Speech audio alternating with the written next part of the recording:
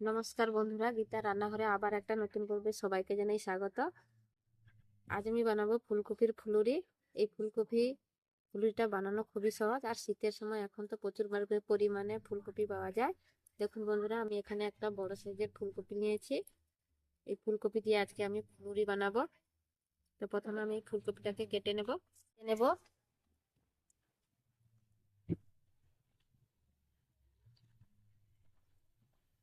ফুলকপিটা আমি কেটে নিলাম। ফুলকপিটা আমি কেটে নিয়েছি। একটা গ্রেটার নিয়েছি, গ্রেটারের সাহায্যে গ্রেট করে নেব।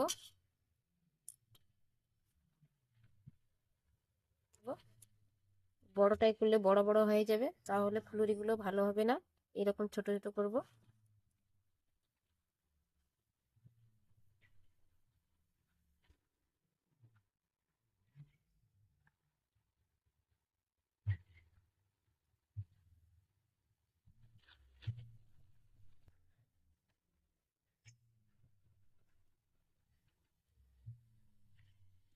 দেখুন বন্ধুরা, কত সুন্দর ভাবে আমি সবগুলো ফুলকপি গ্রেট করে নেব।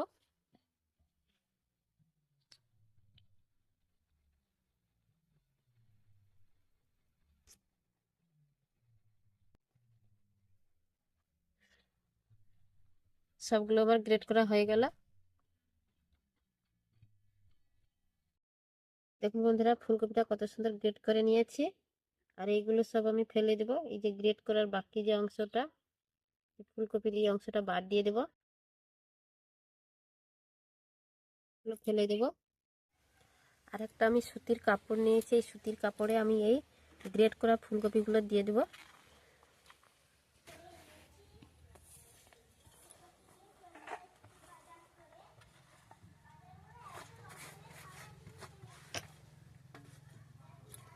ফুলকপিগুলো দিয়ে দিলাম, যে ভালো করে জল দিয়ে আমি ধুয়ে নেব।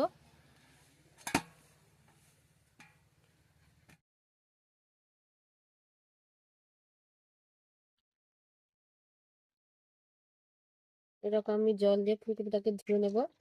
জলের মধ্যে দিয়ে দিলে ফুলকপিগুলো সব চলে যাবে। এগুলো ছোট ছোট মিহি দানা করেছি।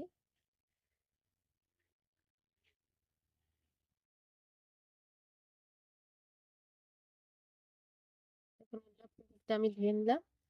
যে বাকি জলটা আমি এইভাবে বের করে দেব, আস্তে আস্তে চাপ দিয়ে। জলটা নিগড়ে বের করে নিয়েছি। আমি এখানে এক বাটি বেসন নিয়েছি, বেসন দিয়ে দেব 1 চামচের মতো। চা চামচের 1 চামচ আমি চালের গুঁড়ো দিয়ে দিলাম। চালের গুঁড়োটা দিলে ফুলুরিগুলো মুচমুচে হবে, খেতে ভালো লাগবে। চালের গুঁড়ো না থাকলে খাবার সোডা দিয়ে দিবে। স্বাদ মতো আমি লবণ দিয়ে দেব। এখানে আমি কিছু মশলা নিয়েছি, কালো জিরে, লাল লঙ্কার গুঁড়ো, হলুদ গুঁড়ো, অল্প চিনি, আর এখানে গোটা জিরে নিয়েছি আর কাঁচা লঙ্কা নিয়েছি, দিয়ে দেব। একসঙ্গে সব দিয়ে দিলাম, যে ভালো করে মেখে নেব।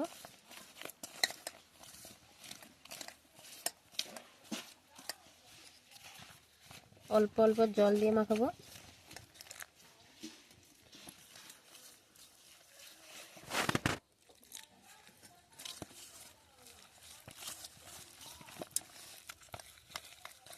জল দিয়ে আমি ভালো করে মিশিয়ে নিলাম।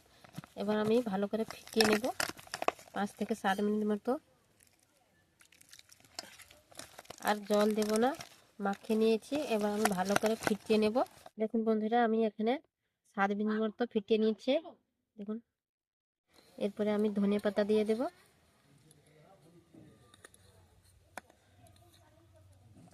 ধনে পাতাটা দিয়ে আবারও ভালো করে মাখিয়ে নেব। মাখিয়ে নিয়েছি। এবার আমি ফুলকপিগুলো দিয়ে দিব। গ্রেট করা ফুলকপিগুলো এই বেসনের সঙ্গে ভালো করে দিয়ে মিশিয়ে নেব। ভালো করে মিশিয়ে নেব।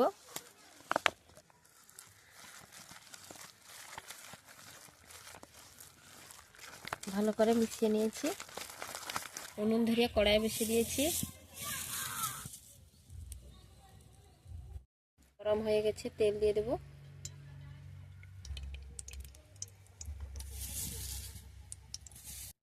তেলটা হালকা গরম হয়ে গেছে, আমি ফুলুরিগুলো দিয়ে দিলাম।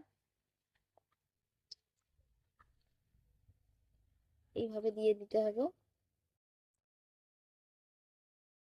তেলটাকে এইভাবে হালকা গরম করে দিয়ে দিতে হবে, না হলে বেশি তাপ দিয়ে গরম করলে ফুলুরিগুলো তাড়াতাড়ি পুড়ে যাবে, বাইরেরটা আর ভিতরেরটা কাঁচা থেকে যাবে।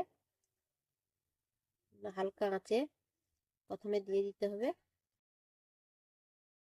আমি একবার উল্টে দেবো।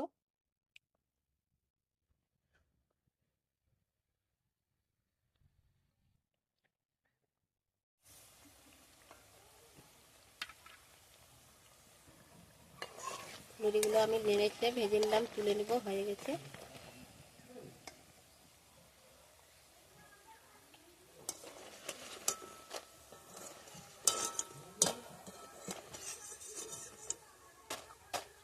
কতটা শব্দ হচ্ছে দেখুন বন্ধুরা, দেখতে কত সুন্দর হয়েছে। একটা প্লেটে তুলে নেব।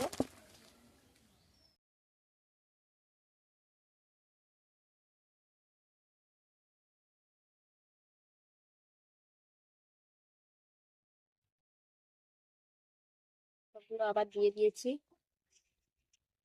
লুড়িগুলো দেখুন বন্ধুরা কতটা ফুলে উঠেছে। আবার আমি উল্টে পাল্টে সবগুলো ভেজে নেব।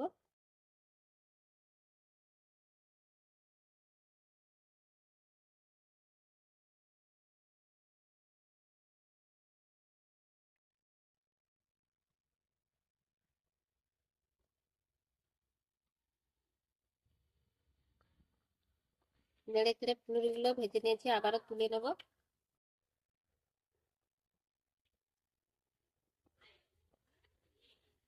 তেল ঝেড়ে সব তুলে নেব।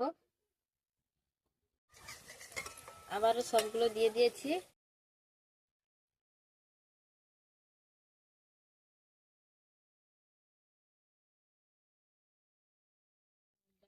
দিয়ে দেখতে কত সুন্দর হয়েছে।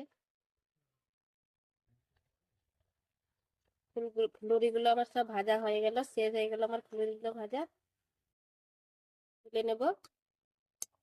এগুলি সন্ধ্যার সময় স্ন্যাক্স হিসেবে খেতে খুবই ভালো লাগবে, আর বানাতে খুবই সহজ। কত তাড়াতাড়ি আমি সহজে সব বানিয়ে ফেললাম। দেখুন বন্ধুরা কালারটা কত সুন্দর হয়েছে, দেখতে কত সুন্দর হয়েছে। তুলে নেব।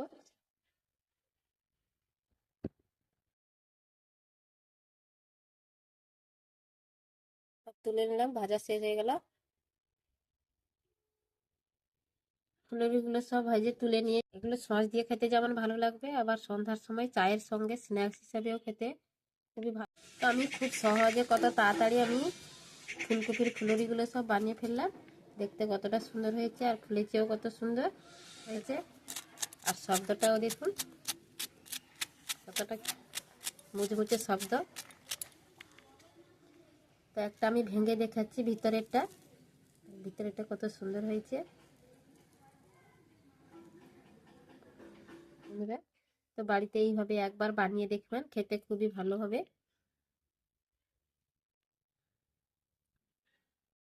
আমার এই ফুলকপির ফুলুরি রেসিপিটা যদি ভালো লাগে একটা লাইক করবে, কমেন্ট করবে, আর বন্ধুদের সঙ্গে শেয়ার করবে। আর আমার চ্যানেলটাকে সাবস্ক্রাইব করে আমার পাশে থাকবে নতুন নতুন ভিডিও পাওয়ার জন্য। আজকে এই পর্যন্ত, আবার আসবো একটা নতুন ভিডিও নিয়ে। সবাই ভালো থাকবেন, সুস্থ থাকবেন।